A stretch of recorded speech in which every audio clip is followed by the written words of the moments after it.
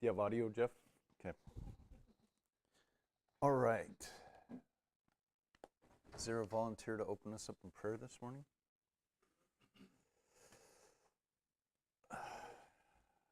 Oh, Bo's got it. Don't. Kenny takes it every weekend. Go ahead. We want to get started on time, so better have Bo do it.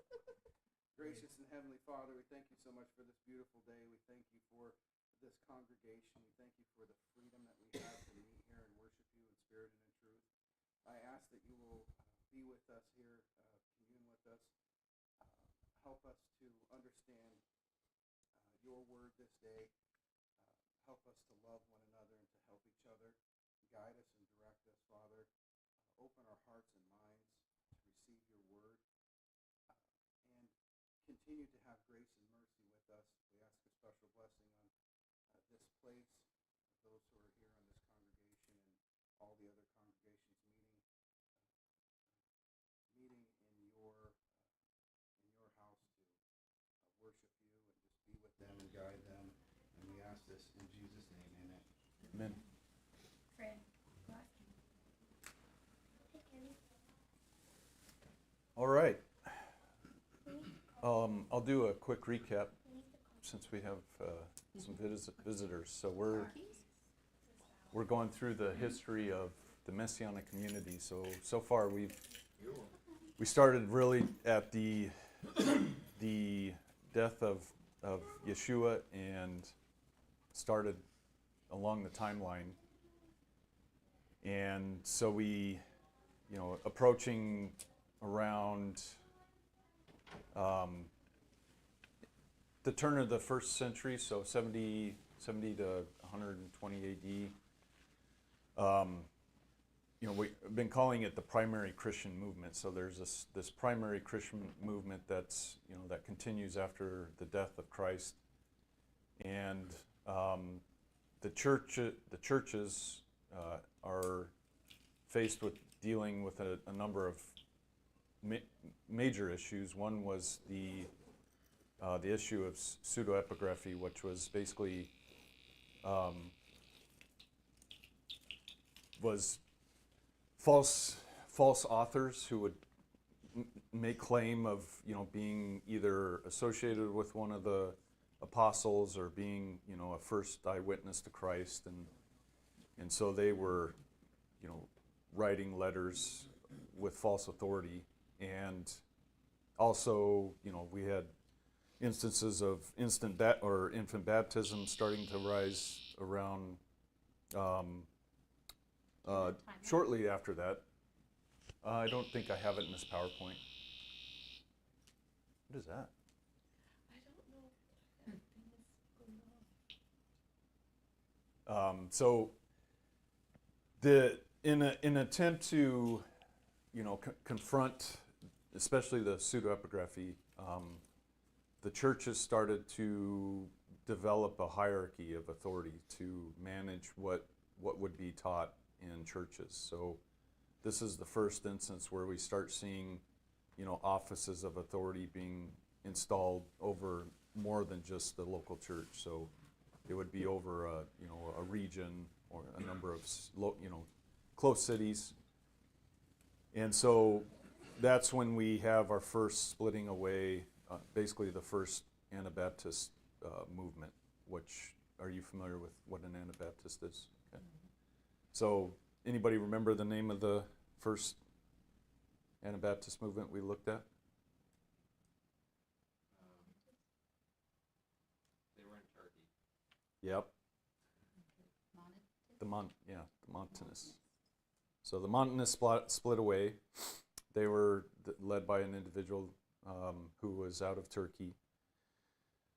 So they spread, east. They remain in Turkey, and they spread. So then they also spread east and to the south. Tertullian was influenced heavily by the Montanists in his writings. And then skip forward the next century, around 250 AD, after the primary Christian movement goes through huge persecution by the Roman Empire. A lot of their, I should have looked, refamiliarized myself with the emperor, but he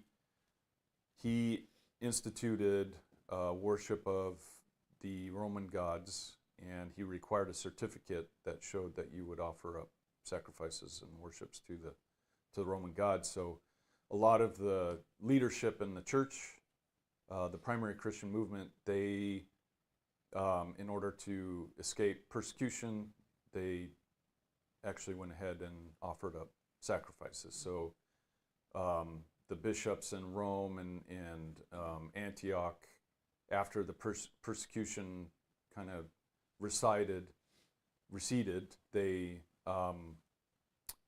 offered the individuals who, you know, basically denounced God and offered up sacrifices.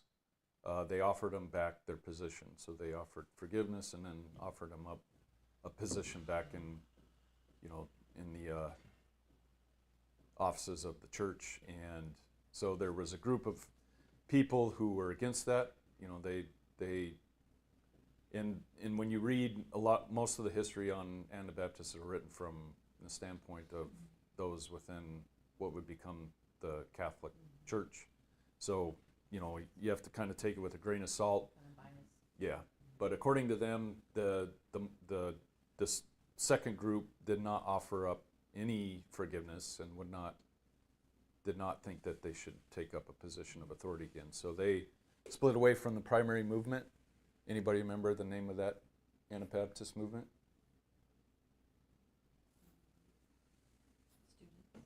Starts with an N. Novations. The Novatians. The church, was it the original church authorities that had formed a network, an association for that hierarchy that you mentioned in the previous century? Yeah, so they came out of, I mean, some of them were associated with Polycarp. So, you know, I think that they had the authority passed down to them. At least we hope so, because a lot of the Anabaptist movement came out of this primary Christian movement, you know, that practiced the hierarchical structure that were part of that. So if we say that no, they didn't have the authority, then a lot of the Anabaptists that we claim to draw our heritage from didn't have that authority. So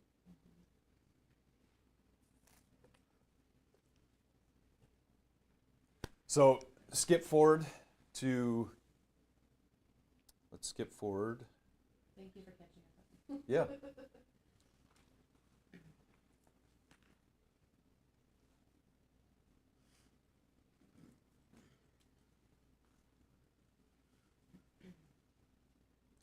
So skipping forward to roughly 270 AD, Rome has split up into three. So Rome is going through a lot of issues, dealing with civil war, internal riots, while at the same time being advanced by the Franks, who would become France, the Germans, the Persian Empire, or the Parthian Empire. And so Rome splits in three, and then Aurelian is successful in basically bringing back Rome under a unified Rome with, so he brings back the western region, like France, Spain, he brings back into the Roman fold. If you remember, after Odenathus, who was the emperor who took over the eastern part of the Roman Empire, so he oversaw Syria, Egypt, and so he dies. His wife Zenobia takes over, and she tries to basically break away from Rome, establish her own thing, and so Aurelian is successful in defeating her, capturing her, And so he's able to, under his rule, he's able to bring back a lot of what was once Rome back under the fold. So Rome is, at this point, is still dealing with, advancement from the Germans, from the Franks, from the Goths. But Valerian's able to establish peace with the Eastern Empire. After his death, we go through a number of emperors who have a short stint. Carus in particular, if you remember, he was able to further advance the Roman territory into the Parthian Empire, and he gets, I guess the legend is he was struck by lightning dead because the Romans believed he got too ambitious and tried to expand their territory too far east. So Rome is able to retake a lot of its territory in the east. And then after Carus and his sons die, we pick up with Diocletian. So Diocletian was kind of a no-name general, but he was very skilled in backroom politics. So I think 2 weekends ago we looked at what he did with the empire. So he realized that Rome was too expansive for one emperor to oversee. So he established what was called, or what we now call, the Tetrarch. So he announces a couple more co-emperors. So Maximian was the first. So he was tasked with basically overseeing the Western Empire. And if you remember, one of the primary naval generals, Roman generals, broke away from Rome. He basically took up ownership of Britain. So he escaped to Britain and basically became an independent emperor of Britain. And so Maximian, upon taking office, was charged with trying to defeat this Roman general, and bring Britain back under the Roman rule. He fails at doing that, and so Diocletian establishes two more co-emperors. So Constantius, who is Constantine's father. So he is assigned to also assist in the western region of Rome, while Galerius is tasked with dealing with the Eastern Empire. So Diocletian, one thing to note, so Valerian had established the emperor that was able to unify Rome again. He had established basically a monotheism within Rome. So he dedicated the sun god Sol as the main only deity that to be worshipped in Rome. And so Rome kind of moved towards a more monotheistic worship system. And then it's estimated around this time that 10% of Rome was made up of Christians, from the primary Christian movement. So, estimation is Rome was around 20 to 50 million people at this time. So, 10% of those were, people out of the primary Christian movement. And a lot of those were, leading up to this point, were primarily slaves and women. And then, once the persecutions laxed, around 200 AD, a lot of the upper class echelon, the equestrian class, also converted to Christianity. So now churches were made up of, slaves, women, and you would have slaves and their owners going to the same churches. That's kind of an important note to remember as we get into Diocletian's persecution of the Christians. Are they still meeting, I remember there was one point where there was a movement away from homes to like more fixed Yeah. meeting structures. Did those go away during that heavier handed persecution and come back, or are they still Yeah. pulling? So when, if you remember, and I could go back and look at the emperors, but I can never remember, but there was a point where the Christians were allowed to actually accumulate land and build dedicated facilities, and this was the first time in church history that they actually had dedicated buildings to meet in. And then after that emperor died, the next emperor went on a heavy, persecution spree, but instead of persecuting Christians, he persecuted the authority leadership within the church. So he destroyed all the buildings, claimed ownership back to the government, and then after he died, they reestablished buildings. So and they were allowed to meet in these buildings under Valerian, and then we won't get in there today, but Diocletian goes on to basically a scorched earth on the Christians. So It's good to be in the business of building. yeah, Sounds like, depending on which way the wind blows, you're either going to be tearing stuff down. Construction, building. Yep. Yeah, so Aurelian established monotheism.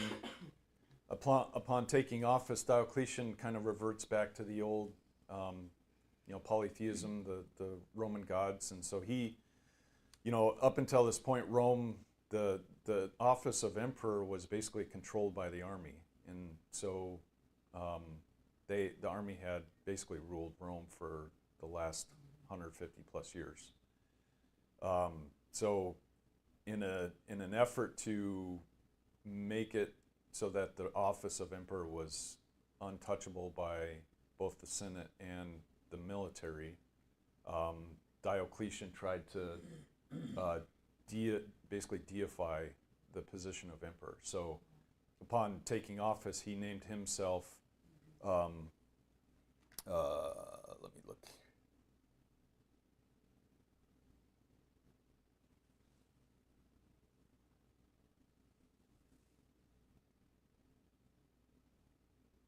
I believe it was Jupiter, and then so he named himself Jovius, which basically means that he was a representative of Jupiter. So, which basically he was trying to instill the idea that the office of emperor was assigned by the gods. So he was a direct representative of Jupiter, while Maximian was a direct representation of Hercules. So we start having this kind of deification of the office of emperor.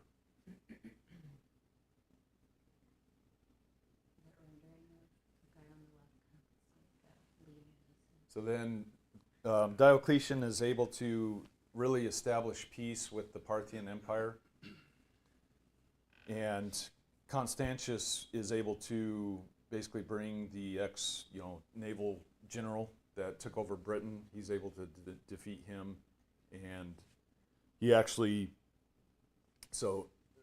after this general's death in Britain, the Franks and the Gauls who were in Britain saw it as basically open season to start ransacking all the cities in Britain. So Constantius, after defeating this general, he basically comes to the aid of the cities in Britain. So he defeats the Gauls and the Franks, pushes them out of the major territories in Britain, and is basically viewed as a hero in Britain.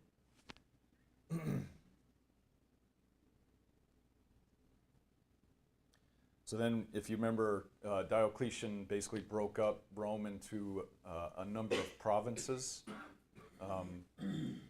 and dedicated, these dedicated governors to each of these provinces as a way to better manage the economy and the people.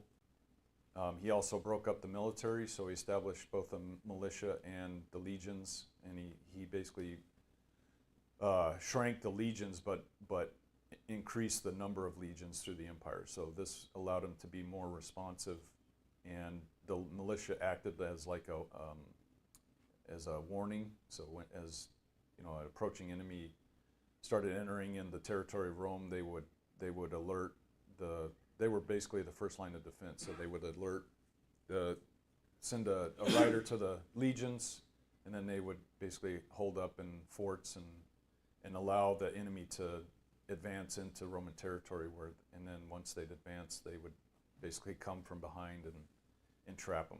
So very successful war strategy that Diocletian implemented.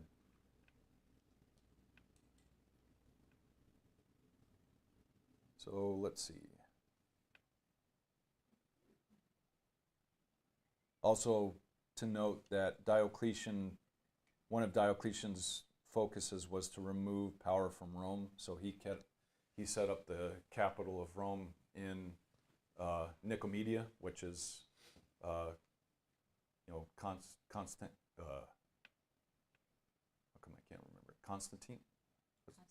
Constantinople in Turkey.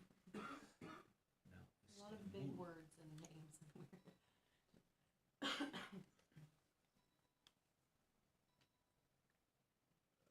So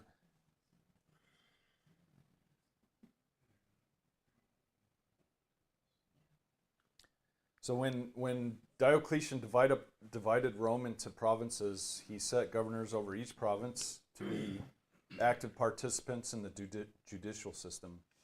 So prior to this, most of the petitions and appeals from the people were ignored. But after establishing the governor as acting judicial as a judge, they were expected to handle each case locally in their territory.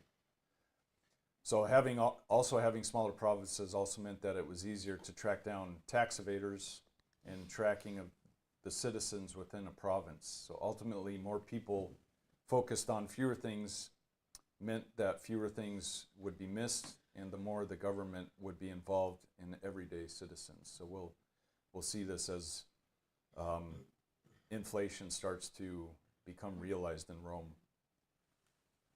So with the increasing number of provinces meant that it became harder to coordinate empire-wide initiatives. So Diocletian established an overarching bureaucracy level to help manage macro policy. So these were called the dioceses, which were 12 large administrative units that would oversee security, corruption, taxation, and enforce policy from the emperor. And the men in charge that oversaw a diocese were called a vicar. Paul, does that term sound familiar? A vicar? Diocese sounds more familiar. Archdiocese. Yeah. And maybe they were Roman terms that were, adopted by some church later on. Yep. Well, I would guess diocese is named after Diocletian. So ultimately, Diocletian created the largest bureaucracy the world had ever seen up until this point. So to those who are aware of the Catholic Church hierarchy, the vicar should sound familiar. So a vicar is a priest or bishop who represents someone higher on the food chain than them. So they can represent another priest or bishop. Even the Pope is called the Vicar of Christ. So he is supposedly the representative of Christ. So Diocletian also focused on normalizing both Italy and Egypt to bring them on the same level as all the other provinces. So gone were the days where the privileged citizens of Rome, as they would become taxed just like everybody else. So prior to the rule of Diocletian, the Italians had been exempt from taxation, but now that was over. So only the city of Rome, where the Senate resided, was exempt from taxes. Egypt, on the other hand, had always had to pay taxes, but they always kept a degree of autonomy from Rome. So they were able to keep their own records and follow their own calendar, and they even coined their own money. So they had their own mint in Alexandria. So this was all canceled by Diocletian.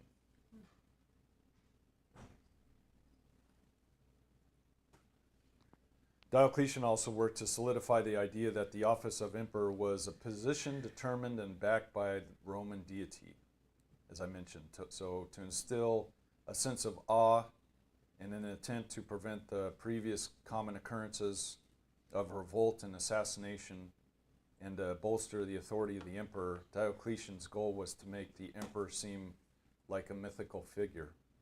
So to help the psychology of his subjects to shift towards this idea, he first made access to the emperor extremely restrictive.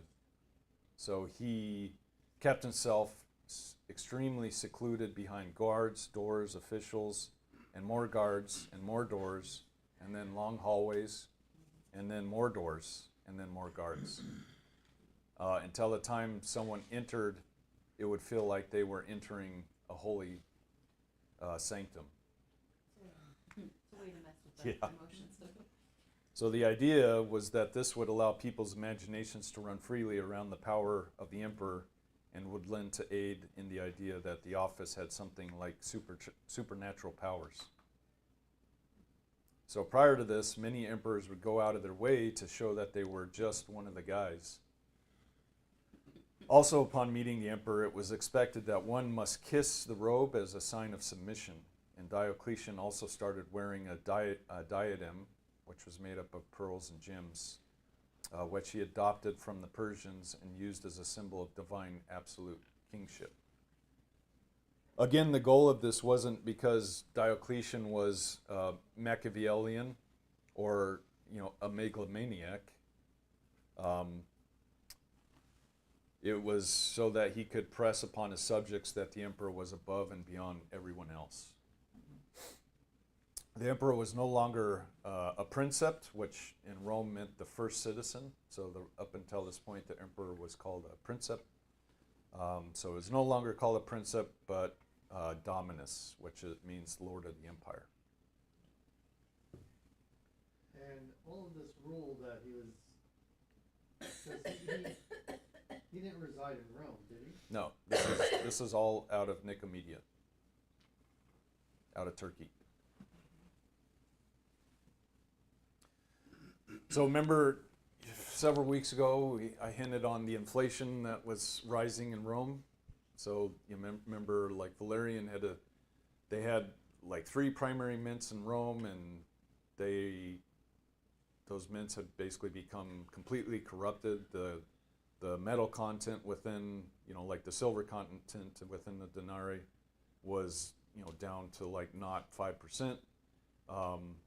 And that a lot of that was because of the managers were basically stealing the silver and replacing it with lesser valuable metals. Also, their mines were running dry. So Valerian basically revamped the mints and built more mints and pumped more coins into the economy. So they didn't quite understand inflation at the time. And so Domitian, or Diocletian, is tasked with one of the biggest hurdles that he has trouble overcoming is the economy of Rome. So, inflation is sneaking up on Rome as their coins contained less and less of the metals they were valued by, and the increase in money printing.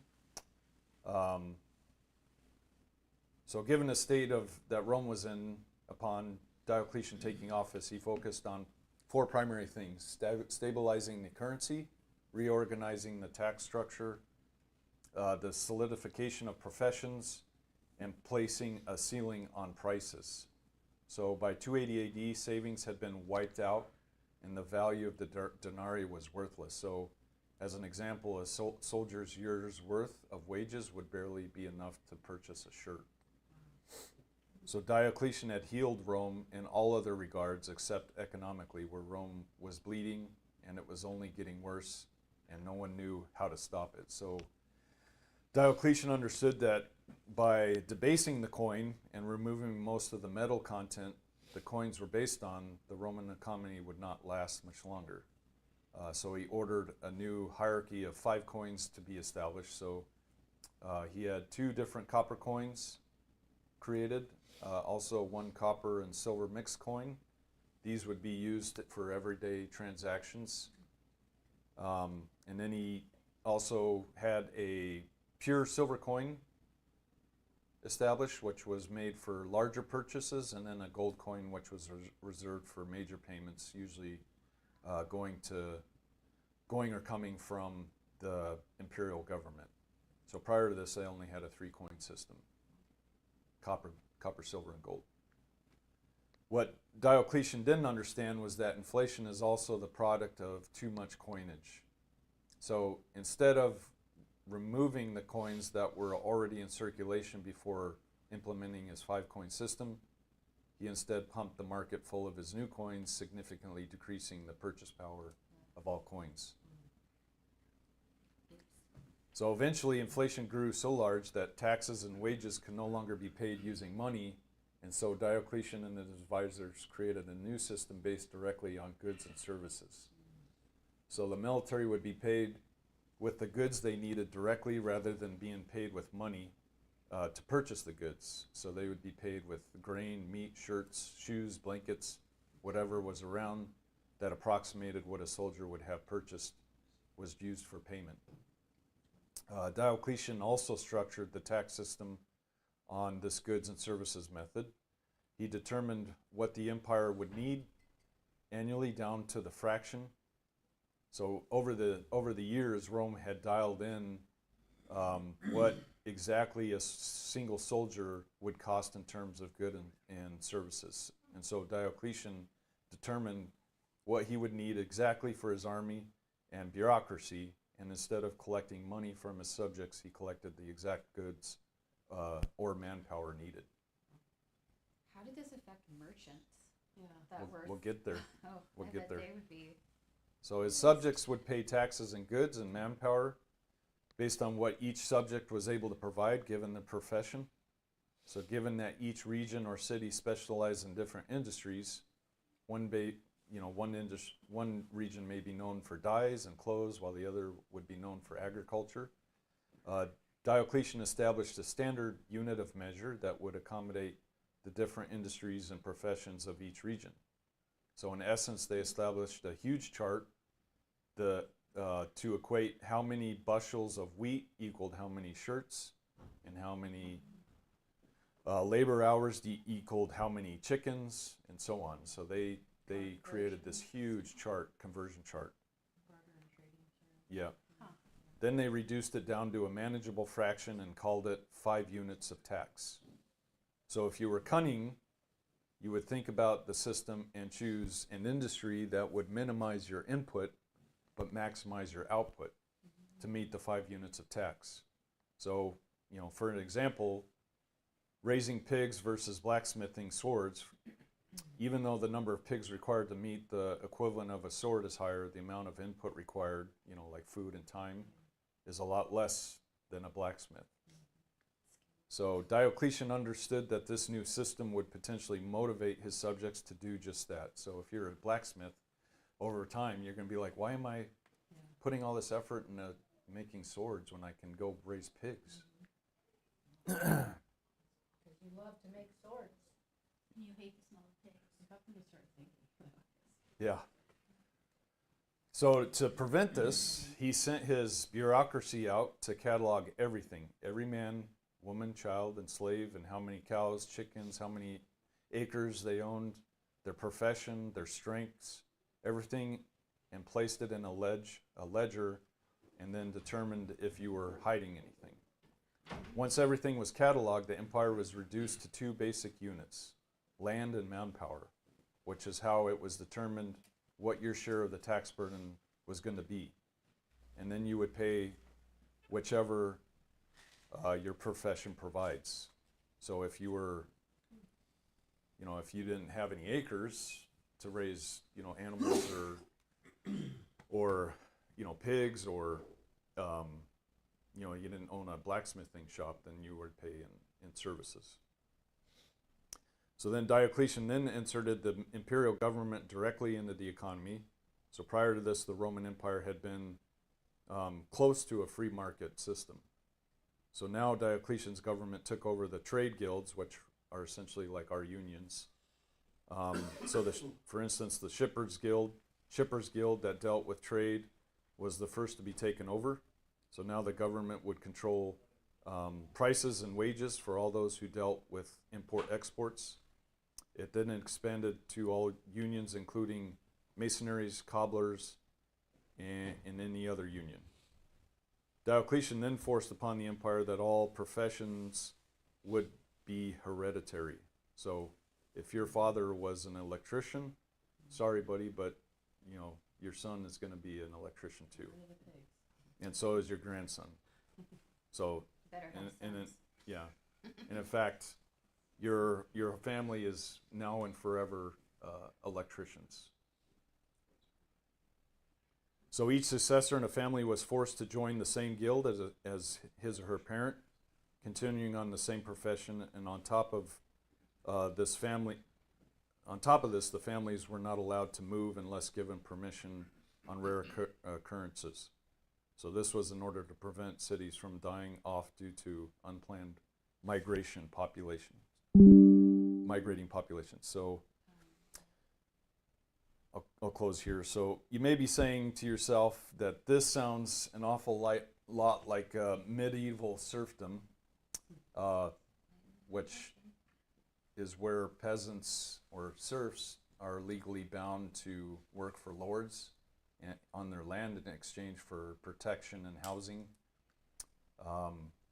And you would be right. So Diocletian transitioned Rome from the empire of old to a feudal society, and he is the author of what defines the next 1,000 years of history. So he did it in response to the economic necessities of his day, but once it took root, it buried its roots deep. Lastly, Diocletian attempted to implement an edict that was equivalent to a 34-volume encyclopedia that broke down the maximum price for every good and every service as an attempt to stop the inflationary prices. The price gouging in Rome had reached the next level, and so anyone who was caught charging in excess of what was decreed by the government was to be executed. Of course, this didn't stop anybody, and Diocletian noticed that the edict was only enforced in the regions he visited only while he visited, and so he decided to veto the edict. So I'll stop there. So next weekend we'll get into his advisor, Galerius, has a huge bone to pick with Christians. So he convinces Diocletian to go scorched earth on the Christians. So the Christians will go through one of the worst persecutions they've ever had in history under Diocletian. And that will have a huge impact on both the structure of the church and Rome. So we'll stop there.